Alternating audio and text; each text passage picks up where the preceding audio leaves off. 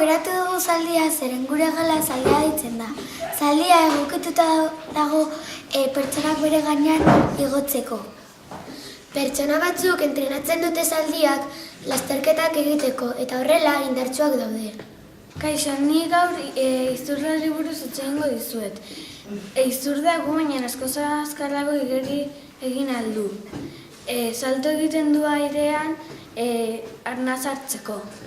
Egunon, ni Bon naiz eta gaur hitz egingo dizuet Bengalako tigreari buruz. Bengalako tigrea beste tigrea bezala da, bakarrik azala zuria eta beltza dauka. Eta normalean tigreak marroixka eta beltza dute. Bengalako tigreak haragi alimentatzen dira haragitik eta vegetaletik.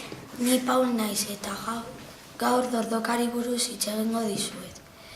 Dordokak hondartzara joaten dira arrautzak jartzeko. Ia 100 arrautzak jartzen dituzte.